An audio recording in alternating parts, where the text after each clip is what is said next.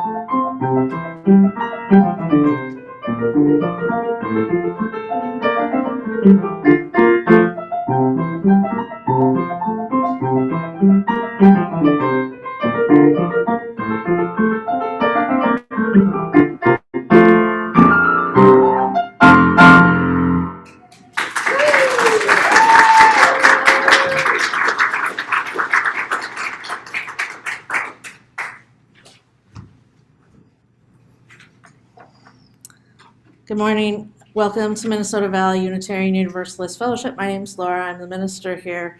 We're gathered today in person and online. This is our first hybrid service, and I'm hoping we can capture a view of the Zoom folks to put up behind me. Richard, maybe later. Okay. We'll try that later. We're working out a few new technical things today, but I can tell you that this little camera right here is capturing capturing all of you. So if you can wave to the people on Zoom, and then hopefully later we might have a viewpoint of them up here, but we're trying to figure out how. We have like 6 different cameras or something going on right now. And I don't know how many computers logged into Zoom trying to make this happen. So if you are joining us on Zoom or YouTube for the first time today, we invite you to fill out the visitor form. There's a link for that over in the chat. Wherever you're joining us from today, we acknowledge that we all live, work, and join in community on lands that are the ancestral, spiritual, and contemporary home of the Dakota peoples. May our commitment to the interdependent web of life be work that honors our relationship to this land, as well as our relationship to all the peoples that have lived here and do live here. Good morning. My name is Carla Reese, and I am honored to be the chair of the Board of Trustees of this fellowship. And I'm thrilled to be here. This may not be the grand reopening we all envisioned last spring, and it is a couple months later than we hoped. But here we are, together. Whether you are here in person or at home in your PJs with a nice cup of cocoa, or watching later in the week, we are together in fellowship. It may not feel like it some days, but we are fortunate to live in a time where technology allows us to spread our message beyond the walls of this sanctuary and reach folks who otherwise may not be able to attend our services. And we are blessed to have passionate, dedicated folks, both volunteer and staff, worked hard over the last year and a half to keep services going, who put together photo slides and video, and created wonderful music to share with us, all in order to keep us together in fellowship. So we welcome you, not necessarily back, because we have seen many of your faces on Zoom,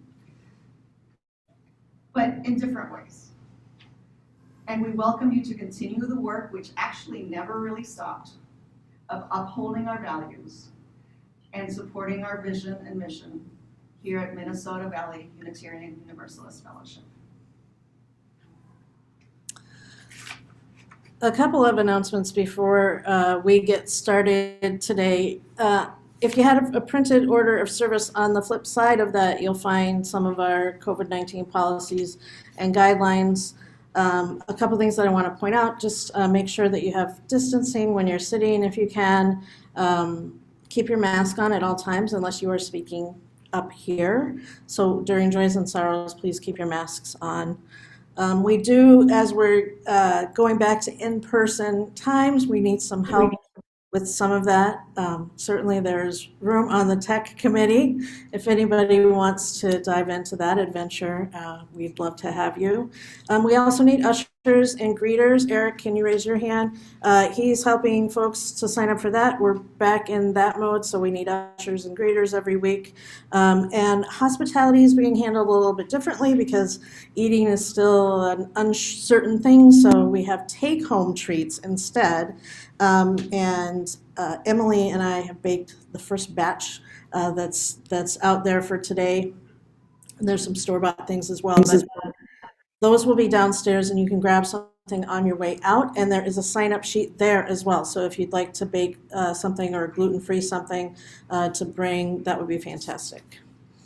Later this afternoon at 1 o'clock, Tom Ellinger is hosting the Talking About Race gathering. Do you want to say more? Well, we don't have a microphone. I'll read what I have. How about that? This is a casual gathering with no agenda, homework, or readings. Come and join others to talk about your feelings, your hopes, your frustrations as we lean into our 8th principle to affirm and promote journeying towards spiritual wholeness by working to build a diverse, multicultural, beloved community by our actions that accountably dismantle racism and other forms of oppression in ourselves and our institutions. So check that out at 1 o'clock. And because it's been a busy week of planning this, I'm just going to ask if I missed any announcements, if anybody has anything. Choir is starting this week. Yep, choir starting this week. Month or so. 30th Wednesday to 7:30. Just do Okay. Do you want me to announce about I wonder what I would find it Um, under. We'll hold off on that. Just want everybody to know there's a blue jay out there. Yeah, any kind of sign-up sheet. To know. Okay. Don't see a blue jay. Because then we can just write like, Yeah, like 20th, 27th. I'm Barb Gillian, and since we can't do coffee hour here, Wait, I don't have since we I could just repeat it. How about this? Perfect. I am going to Lund's Firely Deli This. after the service. I want to usher. They have a very well ventilated bunch of seating. Which Lunds? Right. Lund's and Firely's at 98 and Normandale. Okay, so Barb If you Gill, would like to join, welcome. I know many of you have other things going on, but Barb Gillian invites Bring it anybody up who'd to like you. to join You her can for go socially Okay. distant Sorry. coffee No, at no, the it's Lunds fine. on We just 98th need- and Normandale Boulevard after the So service. next, like, Through the end of the year? Oh, and I also want to Yeah, announce, okay. we have Mhm. children spot for, downstairs, like, 2 for and that's each. pretty fantastic. So One there's greeter. maybe a half dozen or more kids down there right Okay, now. so three So spots? as One you're greeter and 2 taking in the space of being here, know that there are kids in the building doing stuff right now, which is huge, very huge. So So the just want next to make space date for will that too. be 20th. 21st. And nothing else. I think I'll hand it over to Carla for our chalice lighting. There are words for that printed on Thank the. you so much. No Sorry about problem. that. No, it's okay. We light this chalice in honor of the history that holds us and heals us, for the stories of heroism that inspire our own, for reminders of those who paved the path on which to travel. Look, listen, let them in, make their light guide our way. Thanks, Carla. Each week we lift up the joys and sorrows of this congregation, and we're going to do this in person like we did before. So Steve and Eric maybe have microphones. If you have a joy or sorrow to share, please raise your hand. Give us a minute to figure out the kinks if the mic isn't working. Like I said, it's been a while. And I'll read the ones off for Zoom. And the first one that I want to do is the flowers today are given in honor of Madeline and Jordan Aldera's wedding celebration last week. Madeline is Judith Anderson's granddaughter, and I had the privilege of officiating their service. Actually, it was a year ago in June or July. I can't remember when it was. It was sometime early in the pandemic that I did it. It was a beautiful service with a Star Wars theme. It was wonderful. And the flowers are beautiful. So thank you, Judith, for those. Do we have any other things to share?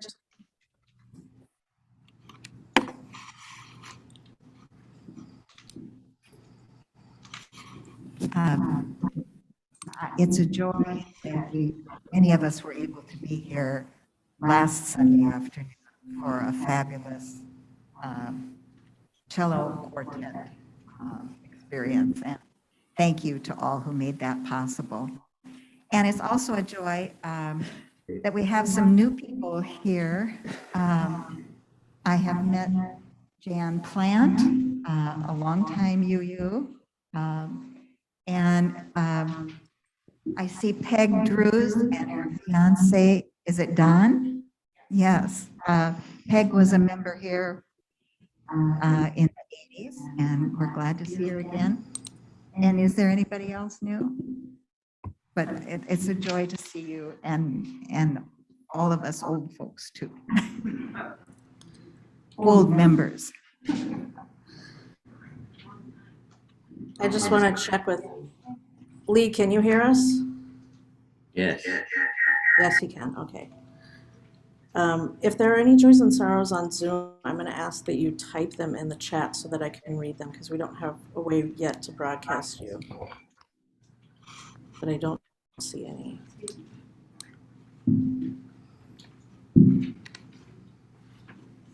I have a sorrow to share, which is that my 91-year-old maternal grandmother has pneumonia, and I don't anticipate that she will make it through this. So my request would be prayers for I didn't realize that. a gentle passing, if that is the way that it is to go. And I'm grateful that I've gotten to see her twice this week. She's been in memory care for some years, but has had moments of coherence, which has been lovely. So, thanks.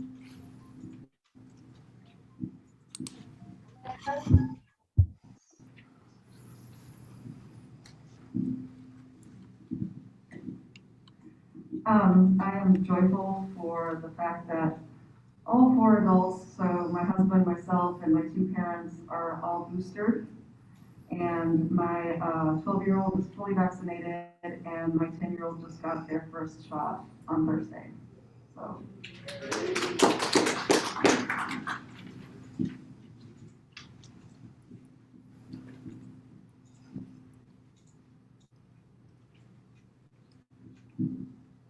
I'm thrilled to be back, and I'm at that for my daughter. She is always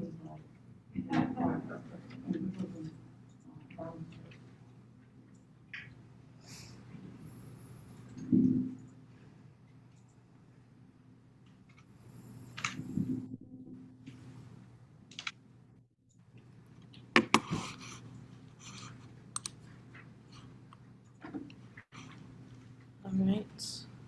I'm going to invite Nicole up here to do, actually first, hold on. I'm going to do a little prayer first, sorry. I'm losing my order of service. I'm flipping back and forth between Zoom and my script. I did want to offer a prayer today. We observed Veterans Day earlier this week, and so this prayer is offered in honor of that. Spirit of life and love, God of memory, mourning, and history, bring before us the truths of serving in war.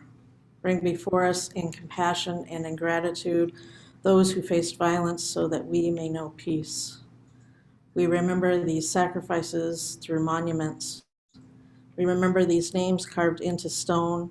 Inscribe them on our hearts this day. Inscribe them on our conscience every day.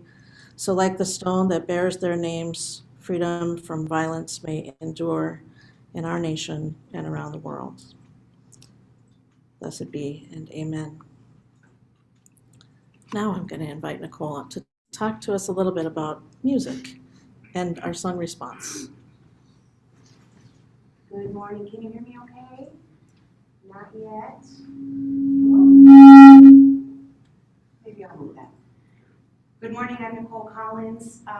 As some of you may or may not know, singing has proved to be difficult during these times of COVID. So in an effort to mitigate some of those risks, we're experimenting a little bit. And so we'll have our first opportunity to try something. So while we're doing the song response, and this is even difficult to ask, I'm going to have you hum along while I sing. However, I do know that there is a need to sing together. And so what we'll try to do is we have saved a hymn for the postlude at the end of the service. And we're going to all sing together, and then I know that we'll be leaving the space, and so I feel like that is a safe opportunity. Thank you.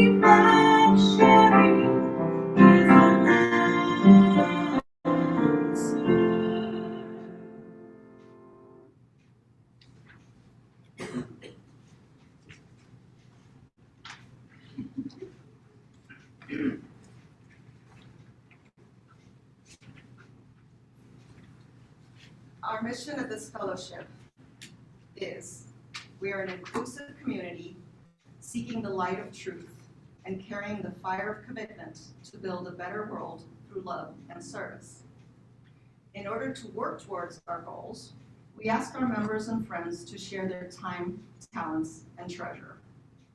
This is the point of the service where we specifically ask you to share your treasure. Will the ushers please come forward to take the offering? You can find instructions to give electronically posted in the chat online. Maybe not up on the wall during the offertory. Thank you for your generosity.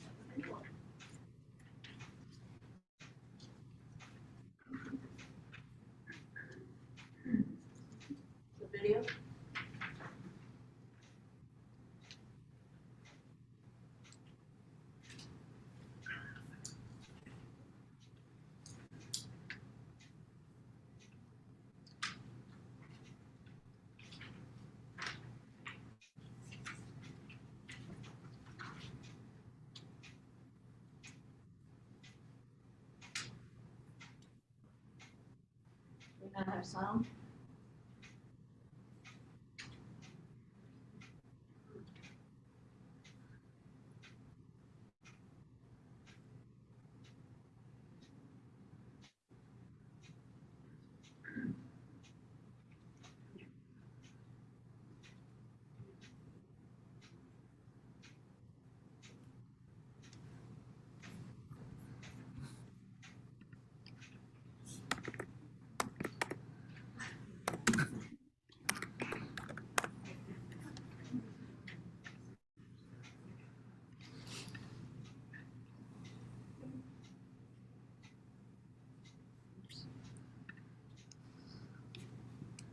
You want to just start it over, Richard? I'll read it.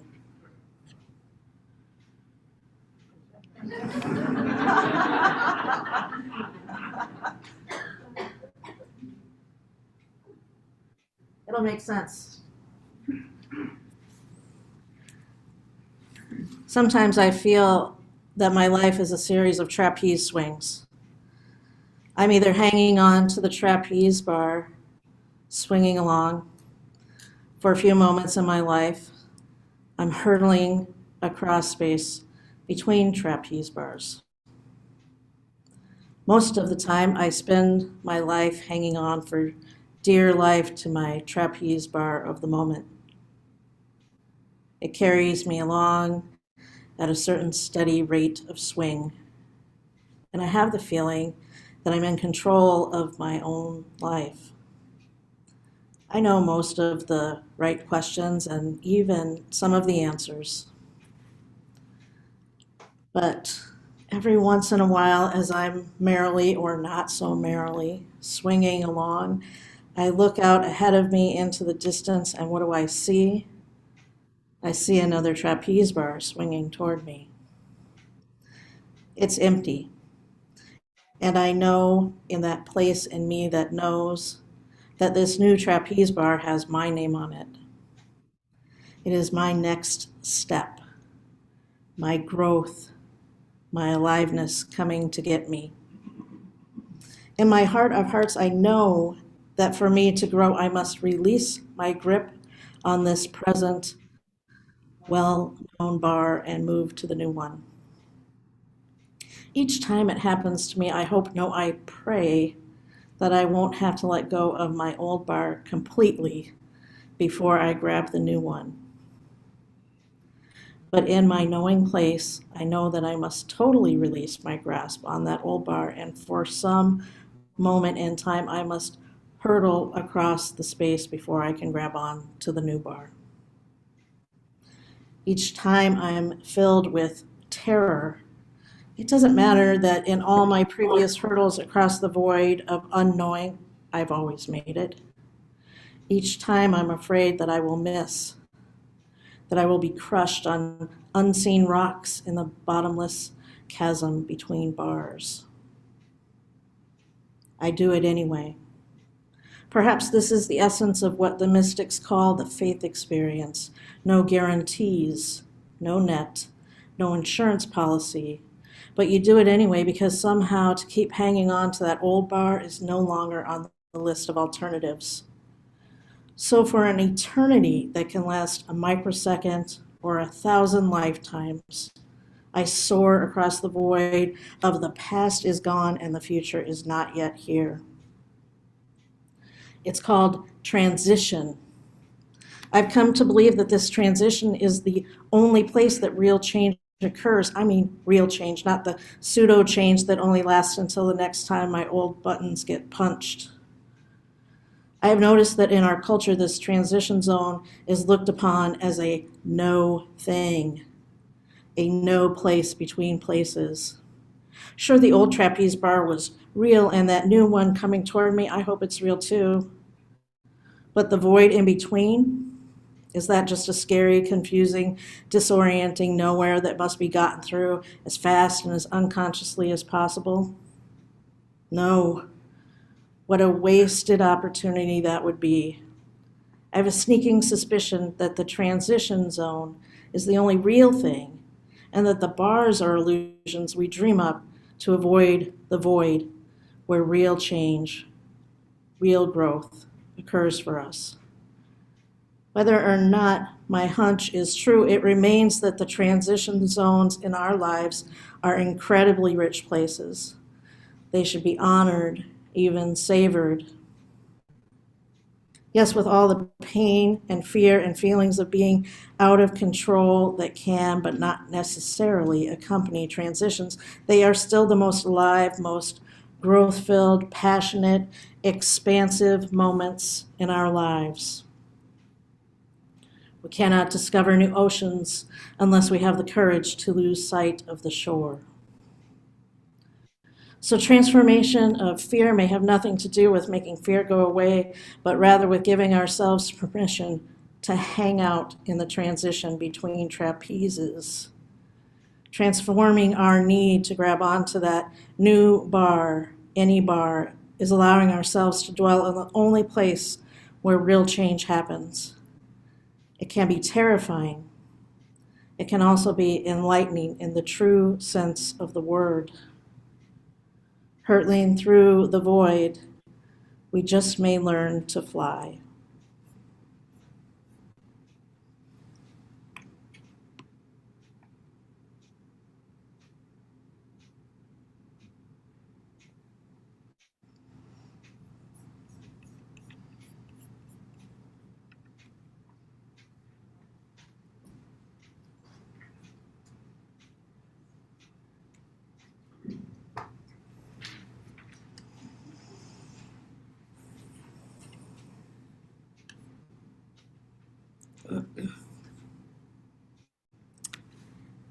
Every week when we extinguish our challenge, we say that we carry the light of truth, the fire of commitment, and the warmth of community until we are together again. Today, some of us have joined again in person, giving those words perhaps more meaning today. And we have for the last 19 months, as Dan Perry put it in that, well, in my voice, and the video with his guitar playing that we didn't hear, we are hurtling through space. We're not quite holding on to what was, but we haven't exactly arrived to whatever it is that comes next. Our in-person gathering today is absolutely a moment to stop and notice that we are indeed still hurtling towards something, but we're just not there yet. We're absolutely hopeful that we're hurtling towards post-pandemic times, towards social and racial justice, towards less damaging relationships with our planet, towards better wages, toward peace, toward a beloved community, toward all of those things. But are we there yet? No. Some days, like today, feel like a huge step forward, and other days feel like we're barely able to move at all. But even on those days, we are still moving. Our thoughts, our hopes, our goals, our faith, even our disappointment keep pulling us onward. When I was an ministerial intern in Davis, I was in charge of campus ministry there, and we all went to a corn maze about this time of year. Before we went into the maze, we were given a map, and we sat there with it and carefully plotted out all the successful turns that we would need to take to get out of the maze, marking them with a red pen. Of course, it was dark, and there were other folks in the maze, and some of them were loud and laughing. They didn't seem to care whether they got out of the maze or not. And some folks hid in the corn. It scared you as you walked by. And we would jump and we would laugh. But we stayed true to our plan. We need to go forward and then take another left, the navigator will call. And then we need to take the second right, and then the first right after that.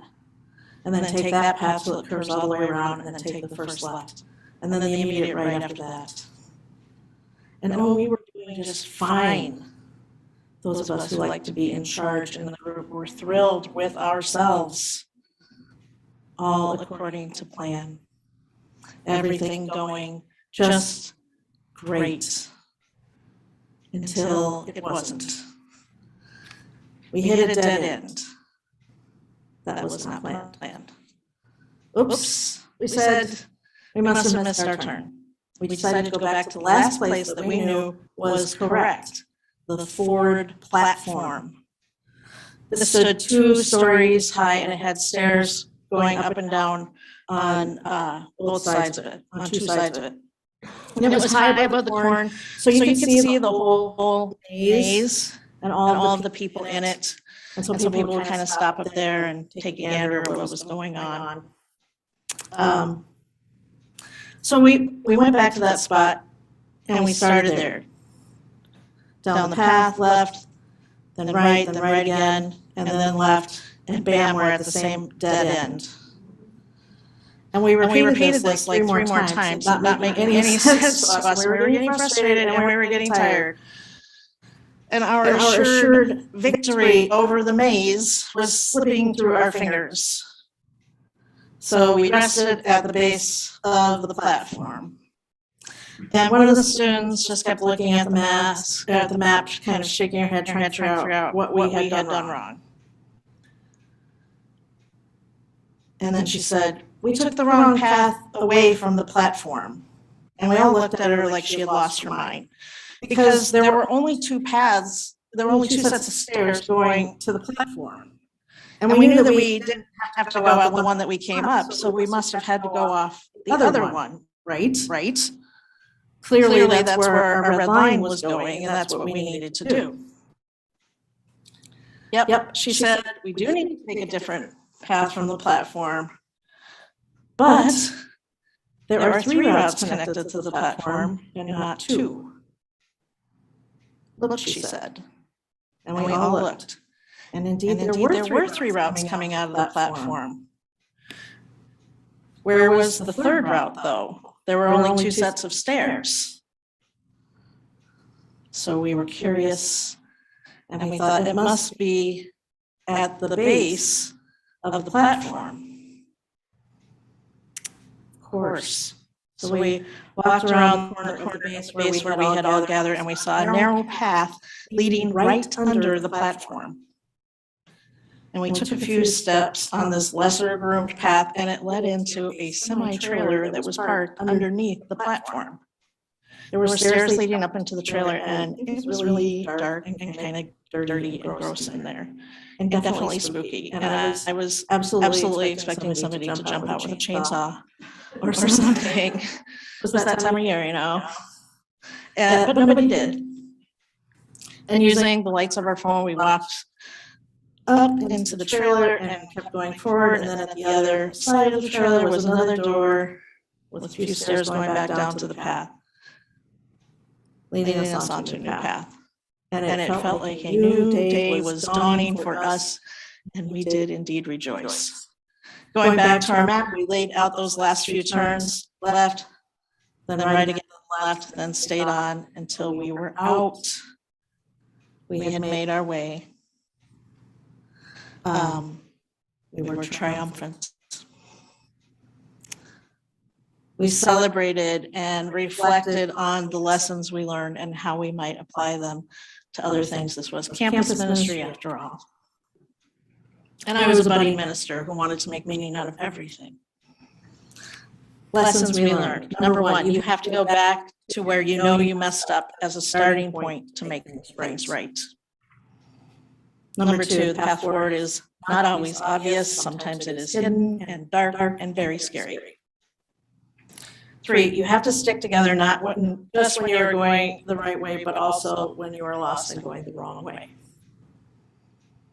4, having a plan helps, but you need to be willing to look at it now and again and think of new ways to keep moving forward and adjusting your route if necessary.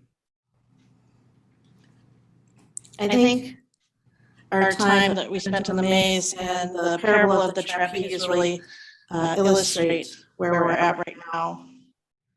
That space in between ours is kind of like the maze. We feel lost there. We're in unfamiliar territory.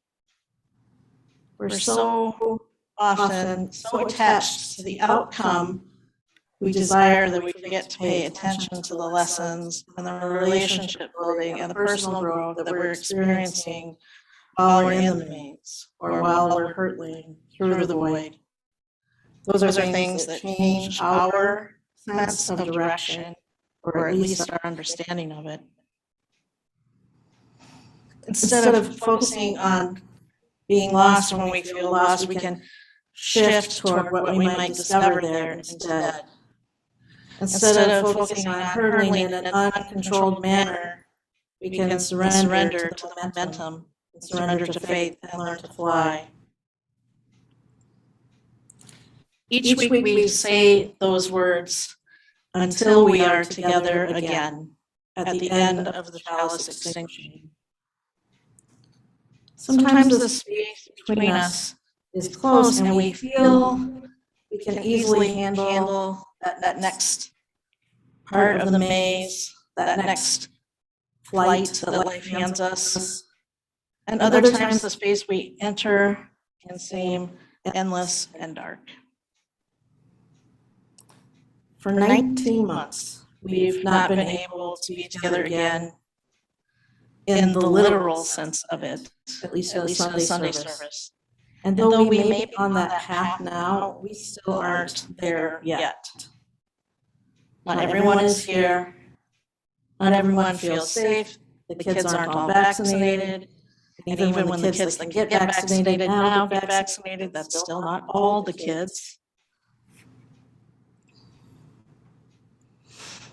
And then there are the other thing. Not everyone stayed with us during shutdown. Some found other paths, both in this life and also beyond this life, remaining with us only in the spirit of love. Things have changed. And ahead lie endless more mazes and trapeze bars, endless more space.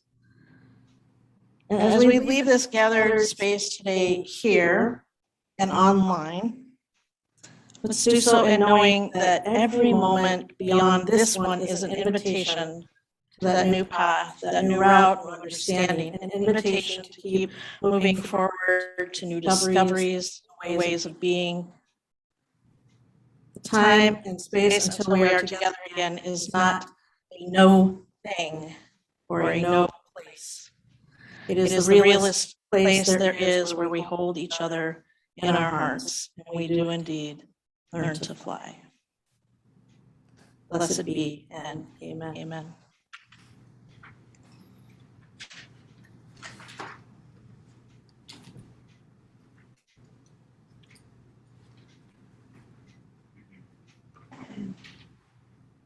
Please join me in the words for extinguishing the chalice.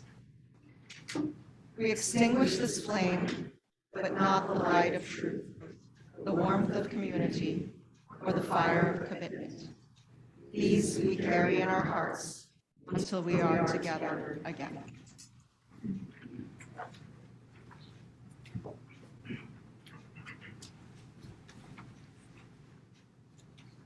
One quick announcement, we'll be singing hymn number 347 rather than 123. 347, Gather the Spirit.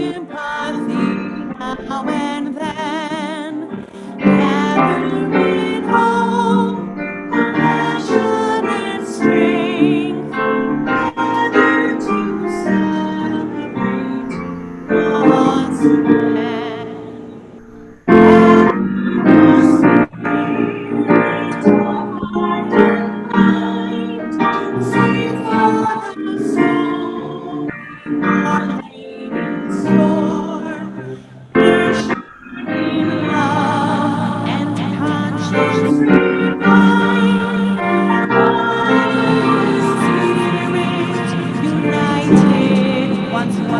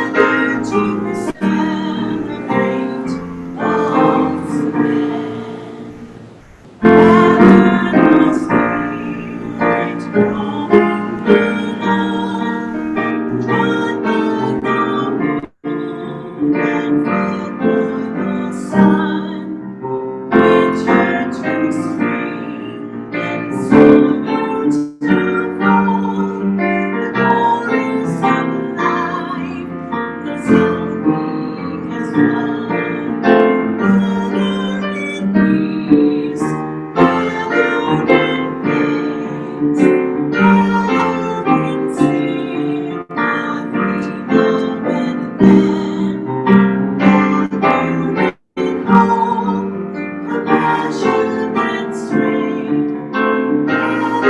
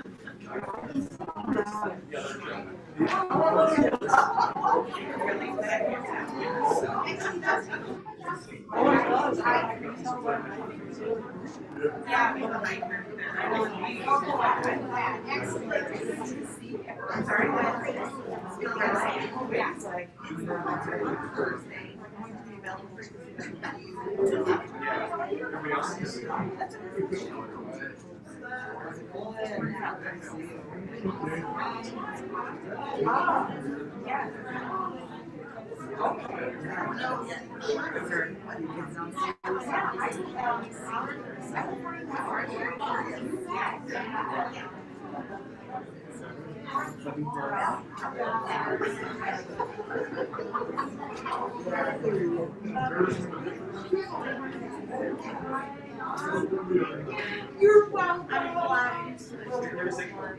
You're gonna have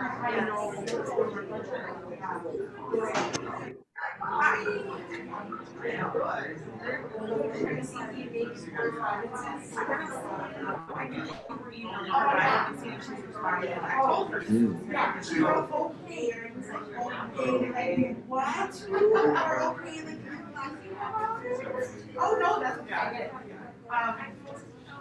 So, well, I'm gonna follow up.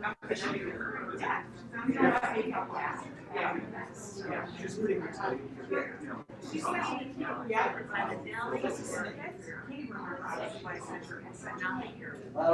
And if she has choir too, so she said something that she said for myself. I don't know if it was from choir or not. Oh, okay. Well, we don't have any plans. Okay. So, right, very nice right now.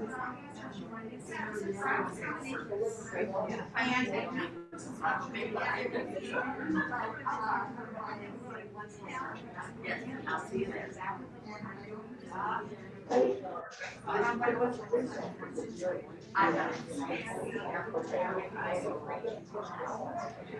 She taught herself.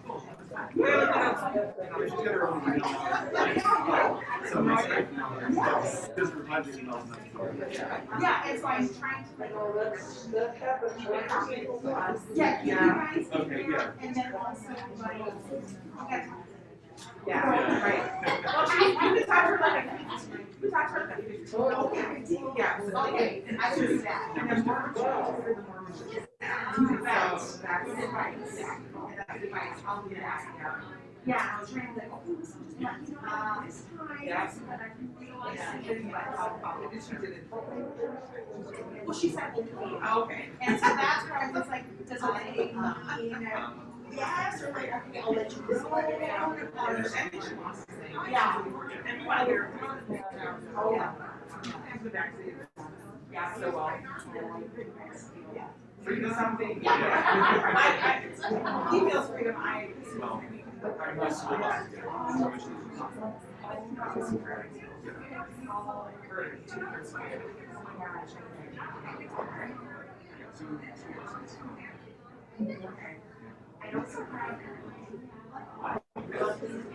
Yeah. Okay. When I send it to you, Yeah, sure. it's this beautiful song by this composer named Dani. So it's all in Spanish. It's really simple. It has a beautiful feeling that